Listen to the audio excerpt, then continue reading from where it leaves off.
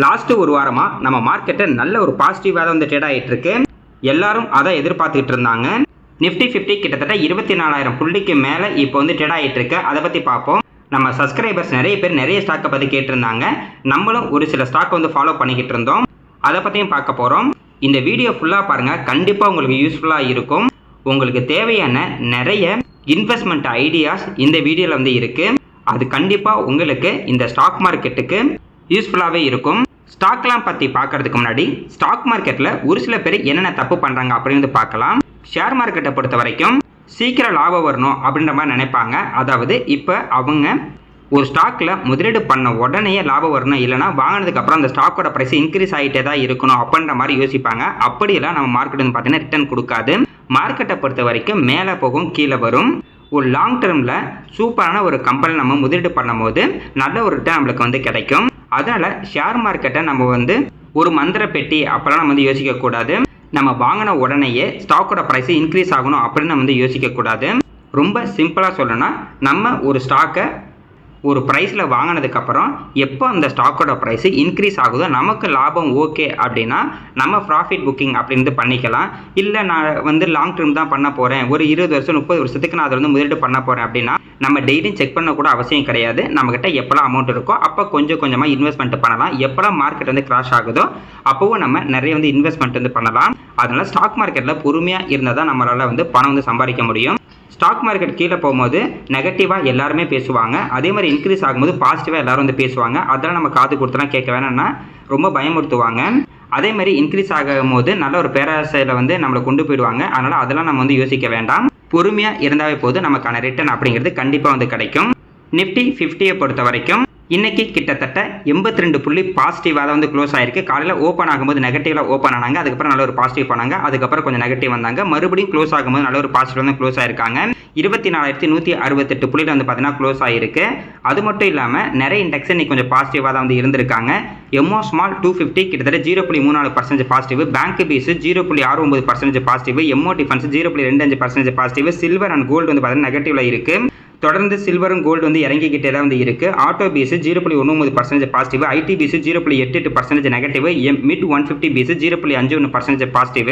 Nifty 50ல top 5 கெய்னர்ஸ்ல Max Healthcare இருக்காங்க, இண்டிகோ, அதே என்டர்பிரைசஸ் இருக்காங்க, ட்ரெண்ட் இருக்காங்க, பிஎல் வந்து இருக்காங்க. அதே மாதிரி டாப் 5 லூசர்ஸ்ல இன்ஃபோசிஸ், டாடா கன்சியூமர், டெக் மஹிந்திரா, டிசிஎஸ், மாருதி சுசுகி இருக்காங்க. தொடர்ந்து மறுபடியும் இந்த ஐடி ஸ்டாக்ஸ் அப்படி வந்து கீழே போயிட்டு தான் இருக்கு. பார்ப்போங்க, லாஸ்ட் ஒரு வாரமாக நம்ம மார்க்கெட்டை நல்ல ஒரு பாசிட்டிவாக வந்து இன்க்ரீஸ் ஆகிட்டே இருக்கு. ஆனால் அதுக்கு முன்னாடி ஃபுல்லாக குறைஞ்சிக்கிட்டே இருந்தாங்க. அதுக்கப்புறம் லாஸ்ட் ஒரு வாரமாக கொஞ்சம் இன்க்ரீஸ் ஆகிட்டு இருக்கு. ஏன்னா இதுக்கு முன்னாடி எஃப்ஐஏ வந்து பார்த்தீங்கன்னா நிறைய வந்து விற்றுக்கிட்டே இருந்தாங்க டெய்லியும். இப்போ அவங்க விற்கிறத வந்து கொஞ்சம் கம்மி பண்ணியிருக்காங்க. இதுக்கு முன்னாடி 4,000 கோடி 5,000 கோடி அப்படின்ற மாதிரி விற்றுக்கிட்டு இருந்தாங்க. இப்போ 1,000 கோடி 2,000 கோடி அப்படின்ற மாதிரி அவங்க விற்கிறது வந்து கம்மியாயிருச்சு. அதனாலேயே மார்க்கெட் அப்படிங்கிறது கொஞ்சம் கொஞ்சமாக பாசிட்டிவில் வந்து இருக்குது. ஆனால் அவங்க வாங்க ஆரம்பிச்சிட்டாங்கன்னா மார்க்கெட் நல்ல ஒரு பாசிட்டிவ் வரும். லாஸ்ட்டு ஒரு வாரமாக என்னால் வந்து வீடியோ வந்து போட முடியல. இதுக்கு அடுத்து இன்னும் ஒரு 1.5 மாதத்துக்கு ஒரு சில ப்ராப்ளம் இருக்குது. ப்ராப்ளம் இல்லைங்க, வீடியோ போடுறதுக்கு ஒரு 1.5 மாதம் கொஞ்சம் அட்ஜஸ்ட் வந்து பண்ணிக்கோங்க. ஜூலை மிட்டு வரைக்கும் வந்து பார்த்தீங்கன்னா வீடியோ போடுறது 2 நாளைக்கு ஒரு தடவை இல்லைனா 3 நாளைக்கு ஒரு தடவை அப்படின்ற மாதிரி தான் போட முடியும். முடிஞ்ச அளவுக்கு நான் வந்து ஷார்ட்ஸ் போட வந்து ட்ரை பண்ணுறேன், போஸ்ட்டும் போட வந்து ட்ரை பண்ணுறேன். அதனால் கொஞ்சம் அட்ஜஸ்ட் பண்ணிக்கோங்க. 1.5 மாதத்துக்கு அப்புறம் மறுபடியும் ரெகுலராக நம்ம டெய்லி வந்து வீடியோ வந்து அப்லோட் பண்ணலாம்.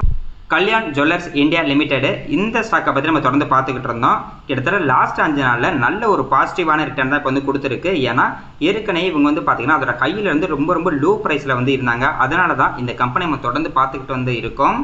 கிட்டத்தட்ட 52 வீக் லோ பக்கத்தில் இவங்க போனாங்க. 52 வீக் லோ அப்படின்றது 327 ரூபாய். இப்போ ஒரு வாரத்துக்கு முன்னாடி கூட அந்த 330 ரூபா 331 ரூபாய்க்கெல்லாம் இருந்தது.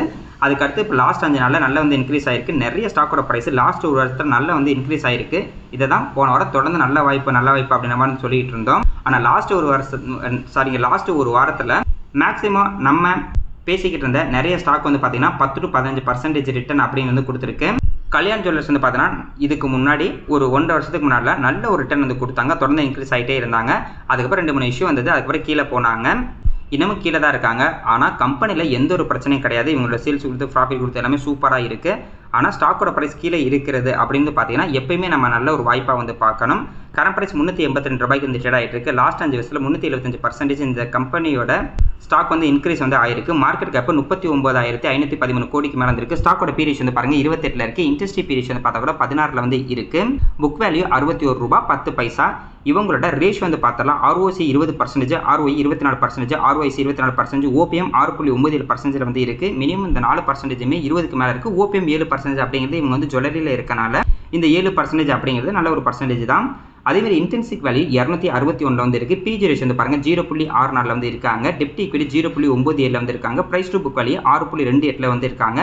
ஓவரால் வந்து பார்க்கும்போது இந்த ரேஷியோ எல்லாமே சூப்பரான ஒரு ரேஷியோ. அதே மாதிரி இவங்களோட சேல்ஸ் growth ப்ராஃபிட் growth வந்து பார்க்கலாம். லாஸ்ட் 5 வருஷத்தில் சேல்ஸ் growth 33%, ப்ராஃபிட் growth 195% வந்து இருக்குது.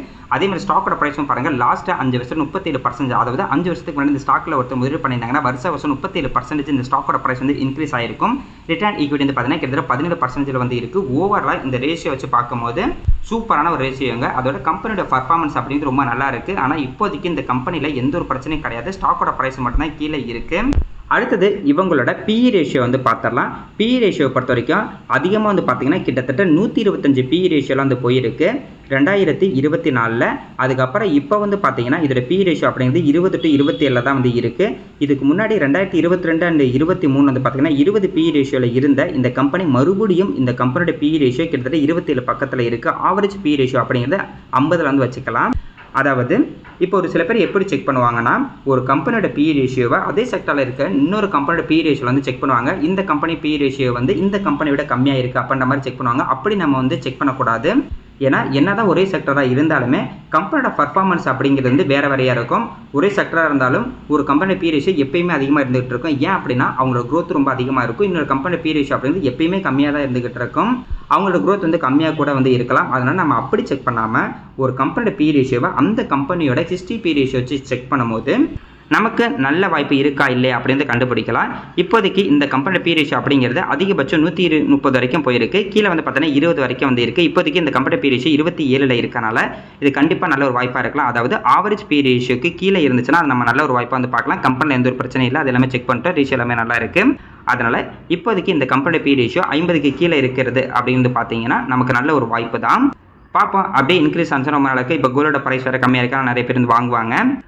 அடுத்தது Cholamandalam investment and finance company limited Chola finance தான். கரண்ட் ப்ரைஸ் ₹1688 ட்ரேட் ஆகிட்டு இருக்கு. இதையும் தொடர்ந்து நம்ம ஒரு வாரமாக வந்து பேசிக்கிட்டு இருந்தோம். கரெக்டாக லாஸ்ட் ஒரு 5 நாளில் வந்து பார்த்தீங்கன்னா கிட்டத்தட்ட 10 to 15% வந்து இன்க்ரீஸ் ஆகிருக்கு. எனக்கும் சூப்பரான ரிட்டர்ன் வந்து கொடுத்துருச்சு லாஸ்ட் ஒரு வாரத்தில். கரண்ட் ப்ரைஸ் 1,44,000 கோடிக்கு மேலே இருக்குது. சார் இங்கே இருந்து மார்க்கெட் கேப்பு கரண்ட் ப்ரைஸ் ₹1,690 வந்து ட்ரேட் ஆகிட்டு இருக்கு. ஸ்டாக்கோட PE ரேஷியோ 27 இருக்குது. இன்ட்ரெஸ்ட் PE ரேஷியோ வந்து பார்த்தீங்கன்னா 22 வந்து இருக்குது. Book value 357. Dividend yield 0.12%. இந்த கம்பெனி வந்து பார்த்தீங்கன்னா growthல இருக்கக்கூடிய கம்பெனியான டிவிடெண்ட் ஈல்டு வந்து கொஞ்சம் கம்மியாக தான் வந்து இருக்கும். ROC 9% மேலே இருக்குது. ROE 19% மேலே இருக்குது. ROIC 9% மேலே வந்து இருக்குது. OPM 68% மேலே வந்து இருக்குது. ஓவரால் இந்த பர்சன்டேஜ் சூப்பரான ஒரு பர்சன்டேஜ். இவங்க வந்து ஃபைனான்ஸில் இருக்கனால ஃபைனான்ஸை பொறுத்த வரைக்கும் இந்த பர்சன்டேஜ் வந்து ஓகே தான். இன்டென்சிக் வேல்யூ பாருங்கள் 1048 வந்து இருக்குது.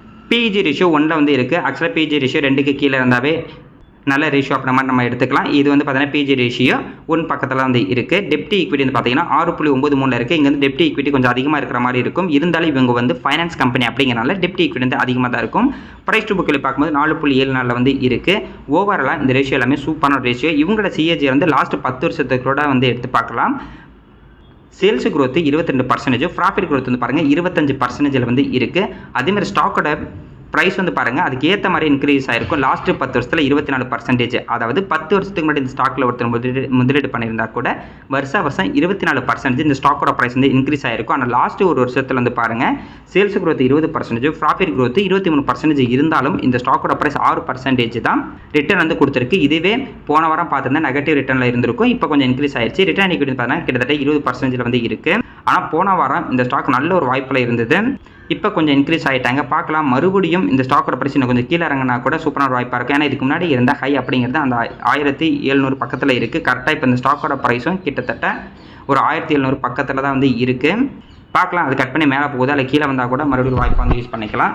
அடுத்தது இந்த கம்பெனியோட PE ரேஷியோ வந்து செக் பண்ணி பார்க்கலாம். இந்த கம்பெனி PE ரேஷியோ அதிகபட்சம் ஒரு 37 வரைக்கும் வந்து போயிருக்கு. இதுக்கு முன்னாடிலாம் லோ அப்படிங்கிறது கிட்டத்தட்ட ஒரு 23 இந்த மாதிரி தான் இருந்திருக்கு. 23, 24 தான் வந்து இருந்திருக்கு. இப்போ கொஞ்ச நாளைக்கு முன்னாடி கூட, அதாவது போன வாரம் வந்து பார்த்தீங்கன்னா இந்த கம்பெனி பி ரேஷியோ அப்படின்றது ரொம்ப ரொம்ப லோ பி ரேஷியோவான 23 வந்து டச் பண்ணுச்சு. இப்போ லாஸ்ட் ஒரு 5 நாள்ல இருந்து இன்க்ரீஸ் ஆகிருக்கு. அதனால் எப்போலாம் சூப்பரான ஒரு கம்பெனியோட பி ரேஷியோ இதுக்கு முன்னாடி இருந்த லோ பி ரேஷியோ பக்கத்தில் போகுதோ அது வந்து ஒரு வாய்ப்பாக பார்க்கலாங்க. அதிகபட்சம் இந்த ஆவரேஜ் பி ரேஷியோ 30 வரைக்கும் நமக்கு வந்து ஒரு வாய்ப்பாக வந்து பார்த்துட்டு இருக்கலாம். மார்க்கெட் ரிவர்ஸ் ஆக இந்த கம்பெனி ஸ்டாக்கோட ப்ரைஸ் வந்து பார்த்தீங்கன்னா இன்க்ரீஸ் ஆகிறதுக்கு நிறைய வாய்ப்பு இருக்குது. இல்லை இப்போ தொடர்ந்து ஒரு வாரமாக நம்ம மார்க்கெட் வந்து பார்த்தீங்கன்னா இன்க்ரீஸ் ஆகிறனால மறுபடியும் இன்னும் ஒரு வாரத்துக்கு கொஞ்சம் கீழே போகிற மாதிரி டவுட் இருந்துச்சுன்னா நம்ம கொஞ்சம் வெயிட் பண்ணலாம். கொஞ்சம் அவசரப்பட்டு எந்த ஒரு முடிவு வந்து எடுக்க வேணாம். ஏன்னா போன வாரம் நல்ல லோவில் இருந்துச்சு. அப்போ யாரெல்லாம் வாங்கியிருந்தாங்களோ இப்போ வந்து பார்த்தீங்கன்னா ப்ராஃபிட் புக்கிங் அப்படி வந்து பண்ணிட்டு இருப்பாங்க. நான் கூட வந்து பார்த்தீங்கன்னா ப்ராஃபிட் புக்கிங் வந்து பண்ணியிருக்கேன். ஏன்னா 10 to 15% ஒரு இடத்துல இன்க்ரீஸ் ஆயிருக்கு. நல்ல ஒரு பர்சன்டேஜ். மறுபடியும் மார்க்கெட் எப்போ கீழே போகுதோ அப்போ மறுபடியும் வாங்கிக்கலாம். மறுபடியும் எப்போ மேலே போகுதோ அப்போ விற்றுக்கிட்டு இதே ரிப்பீட்டாக நம்ம வந்து பண்ணிகிட்டு இருக்கலாம் ஈஸியாக. அடுத்தது கைனஸ் டெக்னாலஜிஸ் இந்தியா லிமிடெடு. இவங்க வந்து பார்த்தீங்கன்னா எலக்ட்ரானிக்ஸ் பிஸ்னஸில் தான் இருந்து இருக்காங்க. இந்த கம்பெனியை பொறுத்த வரைக்கும் ரொம்ப ரொம்ப சூப்பரான ஒரு கம்பெனி. இவங்களோட எலக்ட்ரானிக் ப்ராடக்ட் வந்து பார்த்தீங்கன்னா நிறைய இடத்துல இருந்து யூஸ் பண்ணிக்கிட்டு வந்து இருக்காங்க. எக்ஸாம்பிளுக்கு automotive, industrial, aerospace, defence, outer space, nuclear, medical, railways, internet எல்லாத்துலேயும் இது வந்து பார்த்திங்கன்னா யூஸ் ஆகிட்டு இருக்கு இவங்களோட எலக்ட்ரானிக் ப்ராடக்ட்டு. அதே மாதிரி ஐடிலேயும் இவங்களோட ப்ராடக்ட் வந்து இருக்குது. சூப்பரான ஒரு கம்பெனி, நல்ல ஒரு க்ரோத்தில் இருக்கக்கூடிய கம்பெனி. ஒரே ஒரு பிரச்சனை என்னென்னா இவங்க லாஸ்ட் வருஷம் நல்ல ஒரு க்ரோத்தில் இருப்போன்னு வந்து சொல்லியிருந்தாங்க. ஆனால் அந்த அளவுக்கு க்ரோத் இவங்களால வந்து கொடுக்க முடியல. அதாவது அந்த அளவுக்கு ப்ராஃபிட் வந்து கொடுக்க முடியல. அவங்க சொன்ன ப்ராஃபிட் வந்து பார்த்தீங்கன்னா நாங்கள் வந்து ரொம்ப அதிகமான ப்ராஃபிட் கொடுப்போம். எக்ஸாம்பிளுக்கு ஒரு 30%, அதாவது இந்த வருஷத்தை விட அடுத்த வருஷம் நாங்கள் வந்து 30% எங்களோட ரெவன்யூ அண்ட் ப்ராஃபிட் வந்து இன்க்ரீஸ் ஆகும் அப்புறம் மாதிரி சொல்லியிருந்தாங்க. ஆனால் அவங்க சொன்ன மாதிரி அவங்க கொடுக்கல. அதுதான் இந்த கம்பெனிக்கு வந்து பெரிய ஒரு ட்ராப்பாக வந்து ஆயிடுச்சு. அதனால தான் இந்த ஸ்டாக்கோட ப்ரைஸ் வந்து பார்த்தீங்கன்னா தொடர்ந்து வந்து கீழே இறங்கிக்கிட்டே வந்து இருக்குது. ஆனால் இவங்க கொடுத்த ரிசல்ட் வந்து பார்த்தீங்கன்னா போன வருஷத்தை விட இந்த வருஷம் சூப்பரான ரிசல்ட்டை தான் கொடுத்துருப்பாங்க. அவங்க சொன்ன அளவுக்கு கொடுக்கல அப்படிங்கிற ஒரு காரணத்துக்காக இந்த ஸ்டாக்கோட ப்ரைஸ் வந்து ரொம்ப கீழே வந்திருக்கு. கரண்ட் ப்ரைஸ் 3385 ரூபாய்க்கு வந்து ட்ரேட் ஆகிட்டு இருக்கு. லாஸ்ட் 5 வருஷத்தில் 354% இந்த ஸ்டாக்கோட ப்ரைஸ் வந்து பார்த்தீங்கன்னா இன்க்ரீஸ் ஆகிருக்கு. கிட்டத்தட்ட 7700 ரூபாய்க்கு மேலே இந்த ஸ்டாக்கோட ப்ரைஸ் இப்போதைக்கு 3385 ரூபாய்க்கு தான் வந்து ட்ரேட் ஆகிட்டு இருக்கு. இப்போ கொஞ்ச நாளைக்கு முன்னாடி பார்க்கும்போது கூட ஒரு 3300 பக்கத்தில் இருந்துச்சு. அதாவது 52 வீக் லோ பக்கத்தில் தான் இருந்துச்சு ஒரு வாரத்துக்கு முன்னாடி. இப்போ இந்த லாஸ்ட் ஒரு வாரத்தில் கொஞ்சமாக வந்து இன்க்ரீஸ் ஆகிட்டாங்க. மார்க்கெட் கேப் 22,000 கோடிக்கு மேலே இருக்குது. ஸ்டாக்கோட பிஇ ரேஷியோ 62 வந்து இருக்குது. இண்டஸ்ட்ரி பி ரேஷியோ வந்து 31 வந்து இருக்குது. புக் வேல்யூ 708 ரூபாயில் வந்து இருக்குது. ROC 13%, ROE 9.64%, ROIC 11.7%, OP வந்து பார்த்தீங்கன்னா 15.8% வந்து இருக்குது. ஓவரால் அந்த பர்சன்டேஜ் ரொம்ப சூப்பரான பர்சன்டேஜ். இன்டென்சிக் வேல்யூ 2761 இருக்குது. பிஜி ரேஷியோ வந்து பாருங்கள் 1ல் வந்து இருக்குது. டெப்ட் equity 0.19, price to book value பார்க்கும்போது கூட 4.76 வந்து இருக்காங்க. அடுத்து இவங்களோட CAGR வந்து பார்க்கலாம். லாஸ்ட் 3 வருஷத்தில் சேல்ஸ் growth 48%, ப்ராஃபிட் growth 57% வந்து இருக்குது. ஸ்டாக்கோட ப்ரைஸை பொறுத்த வரைக்கும் லாஸ்ட் 3 வருஷத்தில் 28%, ஆனால் லாஸ்ட் ஒரு வருஷத்தில் 43% நெகட்டிவ் ரிட்டர்ன். அதாவது ஒரு வருஷத்துக்கு முன்னாடி இந்த ஸ்டாக்ல ஒருத்தர் முதலீடு பண்ணியிருந்தா கூட 43% வந்து இப்போதைக்கு லாஸில் தான் இருப்பாங்க. ரிட்டர்ன் ஈக்விட்டி வந்து பார்த்தீங்கன்னா கிட்டத்தட்ட 10% வந்து இருக்குது. இதனால தாங்க என்ன ஒரு growthல இருந்தாலும் ஒரு கம்பெனி இருந்தாலுமே சரி நம்ம கொஞ்சம் பொறுமையாக இருக்கணும். அது இன்க்ரீஸ் ஆகிட்டே இருக்குது அப்படின்னு வாங்குறத விட இந்த மாதிரி கிட்டத்தட்ட 40%, 45% அதில் ஹையில் இருந்து குறையும் போது அது நம்ம நல்ல ஒரு வாய்ப்பாக வந்து பார்த்துக்கலாம். அடுத்தது இந்த கம்பெனியோட பி ரேஷியோ வந்து பார்க்கலாம். கிட்டத்தட்ட 200 பி ரேஷியோக்கு மேலே இருந்தது. இப்போ வந்து பார்த்தீங்கன்னா 60 பி ரேஷியோவில் தான் வந்து இருக்குது. இந்த 60 அப்படிங்கிறது இந்த கம்பெனி லாஸ்ட் 5 வருஷத்தோட B ratio, low B ratio வந்து இந்த 60 தான். அதனால் இதை நல்ல ஒரு வாய்ப்பாக நம்ம வந்து யூஸ் பண்ணிக்கலாம். நம்ம வந்து இது வந்து மிஸ் பண்ணிடக்கூடாது. அடுத்தது Varun beverage limited. Current price 532 ரூபாய்க்கு வந்து ட்ரேட் ஆகிட்டு இருக்கு. இப்போ இந்த ஸ்டாக் நம்ம தொடர்ந்து பார்த்துட்டு இருந்தோம். இப்போ லாஸ்ட் ஒரு வாரமாக அந்த அளவுக்கு பார்க்கல. ஏன் அப்படின்னா இதுக்கு முன்னாடி வந்து பார்த்தோன்னா நல்ல ஒரு லோ ப்ரைஸில் இருந்துச்சு. 380 ரூபா அந்த மாதிரிலாம் போனாங்க. கிட்டத்தட்ட 630 ரூபாய்க்கு மேலே போயிட்டு 380 ரூபா அப்படிங்கிறது ரொம்ப ரொம்ப லோ ப்ரைஸில் வந்து இருந்தாங்க. அப்போ இதை பற்றி நம்ம தொடர்ந்து பேசிக்கிட்டே இருந்தோம். கிட்டத்தட்ட ஒரு 400 ரூபா வர வரைக்கும் நம்ம வந்து பார்த்தீங்கன்னா 380லேருந்து 400, 450 வரைக்கும் தொடர்ந்து பேசிட்டு இருந்தோம். ஏன்னா அதுக்கப்புறம் தான் இன்க்ரீஸ் ஆகிருக்கு. ஒரு கம்பெனியில் வாய்ப்பு அப்படிங்கிறது நல்ல ஒரு லோ ப்ரைஸில் இருக்கும்போது தான் கிடைக்கும். அதுக்கப்புறம் இன்க்ரீஸ் ஆனதுக்கப்புறம் அதை நம்ம வந்து பெருசாக வந்து பேசிக்க மாட்டோம். ஏன்னா அது வந்து ஹையில் போயிருச்சு. இப்போதைக்கு இந்த கம்பெனி வந்து பார்த்தீங்கன்னா இதுக்கு முன்னாடி இருந்த ஹையை வந்து உடைக்க தான் ட்ரை பண்ணிக்கிட்டு இருக்கு. கரண்ட் ப்ரைஸ் 532 ரூபாய்க்கு வந்து ரிட்டர்ன் ஆகிட்டு இருக்கு. லாஸ்ட் 5 வருஷத்தில் 401% ரிட்டர்ன் அப்படின்னு இந்த கம்பெனி வந்து கொடுத்துருக்கு. இந்த கம்பெனி வந்து என்னோட ஃபேவரட்டான ஒரு கம்பெனி வருண் பிவரேஜ் லிமிடெட். வந்து பார்த்தீங்கன்னா பெப்சி ப்ராடக்ட் தான் மேனுஃபேக்சரிங் அண்ட் சேல்ஸிங் வந்து பண்ணிக்கிட்டு இருக்காங்க. இப்போ பெப்சி என்ன சொல்லியிருக்காங்கன்னா இவங்க வேறு பிஸ்னஸ்லேயே வந்து இன்வால்வ் ஆகலாம் அப்படின்ற மாதிரி வந்து சொல்லியிருக்காங்க. அதாவது இவங்களுக்கு வேறு ஏதாவது பிஸ்னஸ் பண்ண தோணுச்சுன்னா கூட அவங்க வந்து பண்ணலாம். பெப்சியும் பண்ணலாம், வேறையும் பண்ணலாம் அப்படின்ற மாதிரி வந்து அப்ரூவல் வந்து கொடுத்துட்டாங்க. ஆப்பிரிக்காவில் இவங்களோட பிஸ்னஸ் வந்து ரொம்ப ஸ்ட்ராங்காக கேட்டிருக்காங்க. மார்க்கெட் கேப் 1,79,000 கோடிக்கு மேலே வந்திருக்கு. ஸ்டாக்கோட பெரிஷா 56 இருக்குது. இண்டஸ்ட்ரி பெரிஷா 86 இருக்குது. புக் வேல்யூ 57 ரூபாய் 90 பைசா. ROC 19%, ROE 16%, ROIC வந்து பார்த்தீங்கன்னா 15.3%, OPM 23% வந்திருக்கு. இன்டென்சிக் வேல்யூ 244, பிஜி ரேஷியோ 2.36 வந்து இருக்காங்க. Sales growth 6.75%, profit growth 14.3%, price to book value பார்க்கும்போது 9.17 வந்திருக்காங்க. டெப்ட் ஈக்விட்டி 0.13. ஓவரால் அந்த ரேஷியோ வந்து சூப்பரான ஒரு ரேஷியோ. அடுத்தது இவங்களோட CAGR வந்து பார்க்கலாம். லாஸ்ட் 5 வருஷத்தில் சேல்ஸ் growth 27%, ப்ராஃபிட் growth 50% வந்து இருக்கு. ஸ்டாக்கோட பிரைஸை பொறுத்த வரைக்கும் லாஸ்ட் 5 வருஷத்தில் 39%, லாஸ்ட் ஒரு வருஷத்தில் வந்து பார்த்தா கூட 16% ரிட்டர்ன் கொடுத்துருக்கு. ரிட்டர்ன் ஈக்விட்டி கிட்டத்தட்ட 22% வந்து இருக்கு. இப்போதைக்கு இந்த ஸ்டாக் வந்து பார்த்தீங்கன்னா இதுக்கு முன்னாடி இந்த ஹை அப்படிங்கிறது அந்த 530 to 540 தான் இருந்துச்சு. கரெக்டாக லாஸ்ட் ஒரு வாரமாக இதே பிரைஸ்ல வந்து சுற்றிட்டு இருக்கு. பார்க்கலாம் இன்னைக்கு ஒரு 2% வந்து டவுன் ஆயிருக்காங்க. மேபி இதை உடச்சிக்கிட்டு மேலே போனாங்கன்னா ரொம்ப நல்லாயிருக்கும். இந்த 560 உடச்சிட்டு மேலே போனாங்க அப்படின்னா டேரெக்டாக ஒரு 600 ரூபாய்க்கு மேலே போகிறதுக்கு ஒரு வாய்ப்பு இருக்கும். இந்த கம்பெனியோட பி ரேஷியோ வச்சு பார்க்கும்போது அதிகபட்சம் 100 பி ரேஷியோ வரைக்கும் வரம்பு விரிச்சு போயிருக்கு. கம்மியானது வந்து பார்த்தோன்னா இப்போ கொஞ்ச நாளைக்கு மட்டும் தான் கம்மியாக இருந்தது. ஒரு 45 பி ரேஷியோவே நம்ம இருந்துச்சு. இப்போ மறுபடியும் இன்க்ரீஸ் ஆகிட்டாங்க. கிட்டத்தட்ட 57 போயிட்டாங்க. இப்போதைக்கு இந்த கம்பெனி பார்த்தீங்கன்னா ஆவரேஜ் பி ரேஷியோ அப்படிங்கிறது 60 தான் வந்து இருக்குது. 60க்கு கீழே தான் வந்து இருக்குது. எந்த அளவுக்கு இந்த கம்பெனி பி ரேஷியோ ஒரு 50 இந்த பக்கத்தில் வாங்கும் போது நம்ம நல்ல ஒரு வாய்ப்பாக வந்து யூஸ் பண்ணிக்கிறோமோ அது நமக்கு ரொம்ப ரொம்ப நல்லாவே இருக்கும் ஃபியூச்சரில்.